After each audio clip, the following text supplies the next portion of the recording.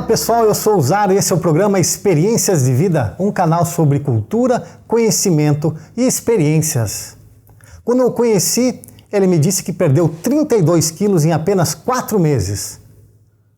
E o mais incrível foi que ele não tomou nenhum remédio. E quando eu perguntei como ele fez isso, ele olhou bem nos meus olhos e disse: "Você é melhor que a sua melhor desculpa." E para explicar um pouco desse conceito, temos aqui conosco hoje Daniel de Almeida. Ele é especialista em educação física, quiropraxia, massoterapeuta, terapia corporal reichiana e organoterapia. Cofundador e treinador master do sistema Holistic Training, co-criador do método Thai Energy e professor e proprietário da Power Ginástica Laboral. Também ele tem ministrado cursos pelo Brasil desde 2008 e agora está bem próximo aí de um congresso internacional de felicidade para passar um pouco do seu conhecimento, onde ele chama de Mente Ronin. E para falar de tudo isso, temos aqui conosco Daniel de Almeida. Como vai, Daniel? Tudo bom, Tudo bem? Eu queria começar a entrevista fazendo uma pergunta que, quando a gente conversou aquela vez, fiquei bem curioso para saber como foi esse seu método. Quando você olhou para mim e falou, você é melhor que a sua melhor desculpa, eu quero entender melhor e que você possa explicar para o público o que realmente você quer dizer com isso. Então, as pessoas, hoje em dia, elas têm dado muita desculpa. Tudo tem desculpa. Eu não emagreço porque minha esposa não me ajuda. Eu não emagreço porque eu não tenho força de vontade. Eu não emagreço porque eu sofri muito bullying na infância. Eu não emagreço porque eu sou um pobre coitado. Eu não emagreço porque eu não tive uma educação igual a todos. Então, as desculpas são diversas. Quando você para e mata a vítima, você não tem mais desculpas. Você deixa de ser vítima e começa a ser o protagonista da tua vida. Então, quando eu digo para as pessoas, você é melhor que a tua melhor desculpa, quer dizer, para de dar desculpas, para de ser vítima. Comigo aqui você não é vítima. Aqui você vai ter que assumir a responsabilidade pelo que você vai fazer na tua vida de agora em diante. E eu, da melhor forma possível, procuro orientar as pessoas a seguirem um caminho de conhecimento. A gente se faz de vítima muitas vezes. É como se o mundo estivesse contra você. E, na verdade, não existe um mundo contra você. Existe uma guerra, sim, mas é uma guerra interna.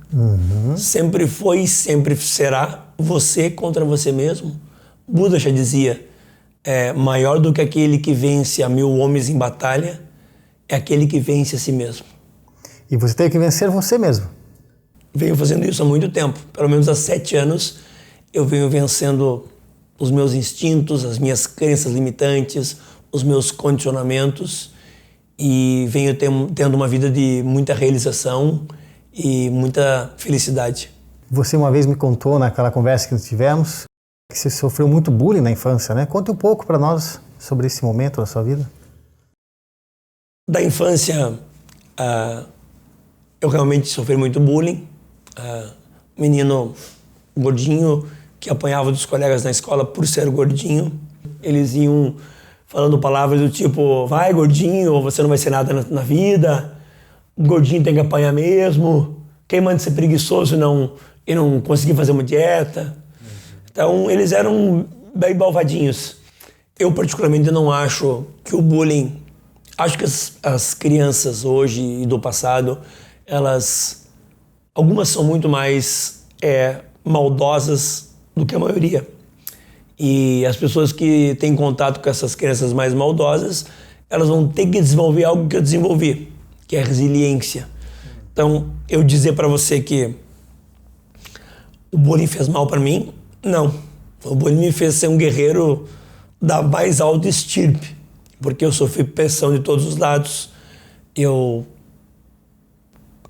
montava as minhas fugas da escola, porque eu apanhava todo dia. Entendo apanhar, eles iam me chutando até em casa, porque eu nunca revidei, eu nunca entrei em contato físico com eles.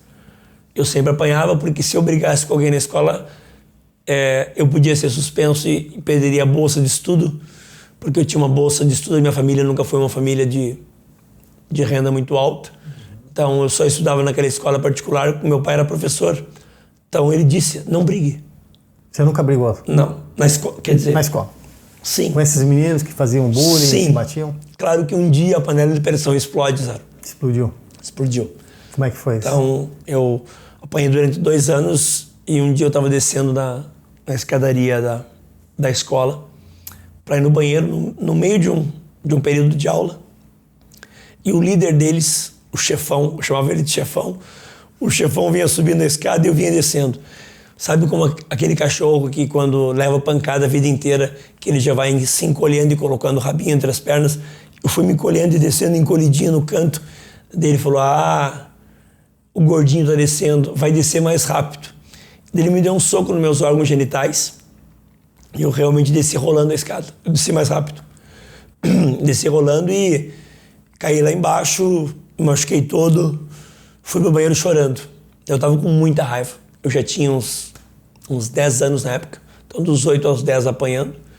E daí eu tava dentro do banheiro, fechada a porta, assim, com muita raiva. Eu lembro de apertar as mãos e gritar internamente, de fazer força. E escuto alguém entrando. Quando eu abro a porta, quem era, Zaro? O chefão. E o chefão estava fazendo xixi no mictório. E eu vi ele de costas. Eu nem pensei, Zaro. Eu voei no pescoço dele por trás e na época eu não sabia o que eu tinha feito, mas eu dei um mata-leão nele. Mata-leão é um golpe do jiu-jitsu, que você agarra aqui por trás e tranca a respiração. Se você me perguntar o que aconteceu depois daquilo, eu não lembro. Eu entrei num estado de catatônico, porque chamaram as professoras, algumas pessoas vieram, ele ficou roxo, ele ficou desacordado e foi chamada a ambulância. Foi um caso bem severo. Não aconteceu nada com ele, ainda bem.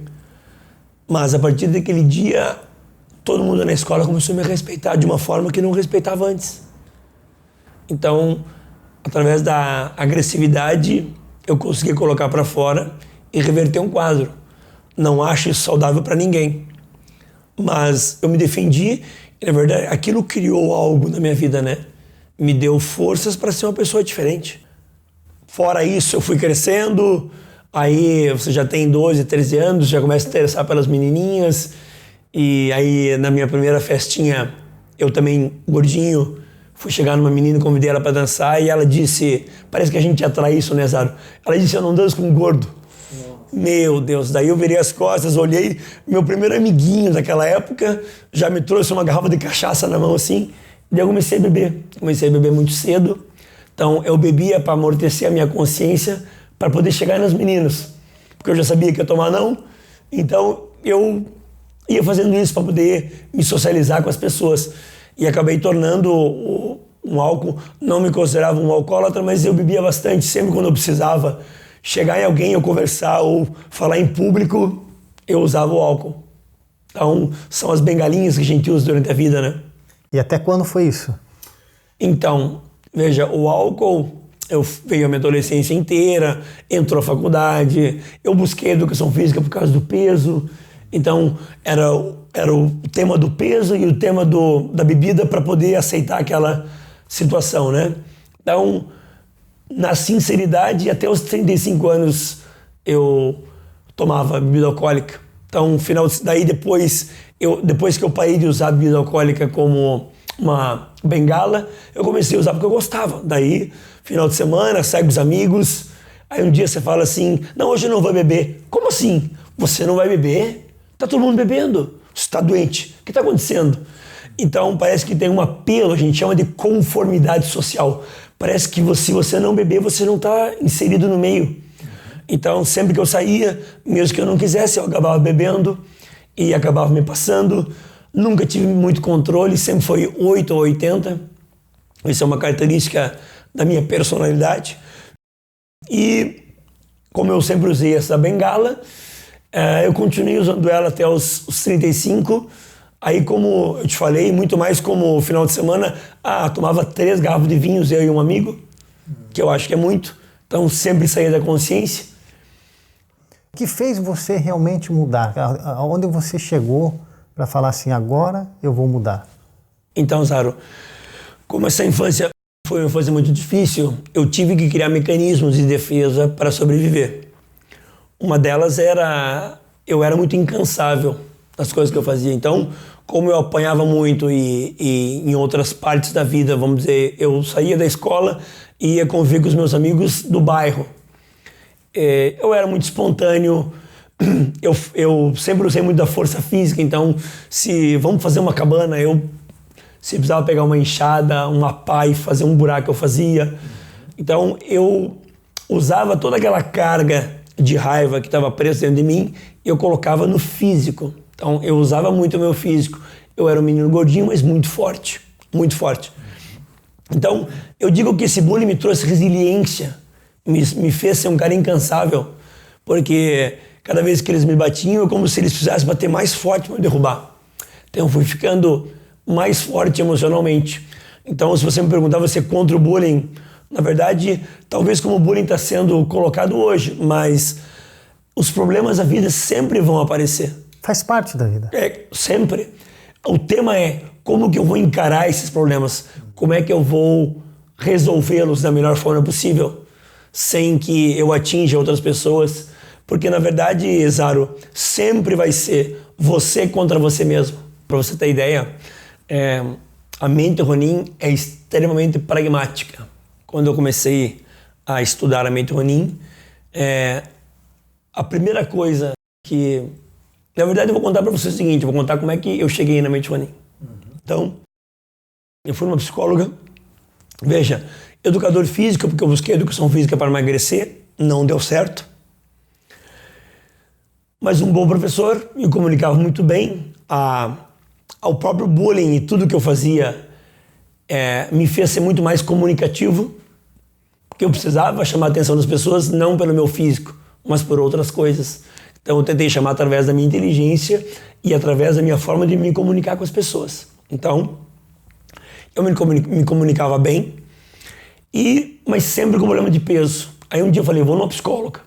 E busquei uma psicóloga. E aquele dia houve um impacto muito forte na minha vida, porque eu cheguei na psicóloga, sentei, lembro que paguei bem caro pela consulta e logo que eu sentei, ela perguntou, conte um pouquinho da sua vida. Eu falei, olha, eu começo a trabalhar às 6 horas da manhã, dou aula até às 10 horas da noite. Ela, ai, que bom, você trabalha bem, que legal, é um cara bem sucedido. Então eu falei, sim, tenho muitos alunos. Aí ela perguntou, e que horário que você come? Então, eu como de manhã e como à noite. Dela, você não almoça? Quando um aluno desmarca a aula, eu almoço. Dela, e necessidades básicas? Fazer xixi, fazer o número 2, você faz? Quando o aluno desmarca, eu faço. Ela me olhou e falou assim, cara, desculpa, vou falar pra vocês o que ela disse. Você é um merda. Pega outras coisas e vai embora. E eu fiquei assustado, porque eu tava pagando caro pra mulher me mandar embora, inclusive já tinha pago. Eu falei, como assim embora? E ela disse, você não quer se ajudar.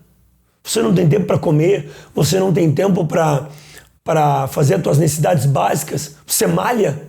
Não.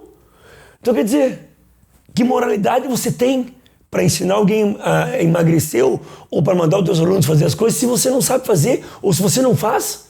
Tudo é teórico na tua vida. Aquilo foi muito impactante. Eu confesso que tinha vontade de sair correndo, mas eu não saí. Eu fiquei escutando ela falar até o final da consulta. É claro, né, Zaro, que eu não voltei mais, mas aquilo mudou minha vida. Mudou. A partir daquele momento, eu voltei para o meu estúdio e falei, vou mudar. Vou parar de dar aula à tarde. Daí eu parei de dar aula à tarde. Vou ter meu horário para almoço. Vou ter meu horário para janta e café da manhã. Estipulei isso. Então, eu já comecei a mudar meus hábitos aí. Aí eu conheci a pessoa que criou a Mente Ronin, que a gente conheceu jogando tênis. Porque eu daí comecei a jogar tênis. Só comecei a jogar tênis com o intuito de queimar calorias. Eu queria sair do meu ambiente de trabalho para poder espairecer um pouco minha mente e fui para um ambiente claro, com sol, que é o tênis, que eu estou até hoje no mesmo lugar. E lá eu conheci esse mentor, vamos chamar assim, que começou a me orientar. Como é que eu deveria mudar alguns hábitos, alguns pensamentos, quebrar algumas crenças limitantes. E em cima desse conhecimento eu fui mudando tudo. Você acha que moral era importante? Você tomar uma postura diferente daí para frente? Nossa, a primeira coisa que o Akbar que é o criador da mente Ronin, ele me dizia, como você pode querer ensinar alguém a emagrecer se você não faz? Isso não é moral. E você dava aula já nessa época, né? Dava aula, inclusive como personal, olhava o meu aluno, ei, por que você não emagrece, cara? Você tem que emagrecer. Falava isso pra eles. Sim, e eles me olhavam assim, tipo, o que esse gordinho tá falando? E eu dizendo, você tem que parar de beber, só que eu bebia. Então, quando eu fui confrontado pelo Akbar, do tipo, cara, se você quiser mudar, você vai ter que ser moral. Porque a moralidade é uma linha de poder. Hoje eu tenho uma vida moral e entendo a moralidade como um canal de poder. A pessoa que é moral, ela é poderosa. Você ser verdadeiro, ser reto, ter a linha do bom, belo e justo, que Platão muito dizia, ser virtuoso, ser bondoso. Então, a moralidade para mim hoje é um dos pináculos dessa construção toda. Você ser moral, ou melhor, ser moral, me possibilita falar com as pessoas de cabeça erguida, porque eu não minto mais, eu procuro falar sempre a verdade para elas e falar o principal, falar o que eu faço.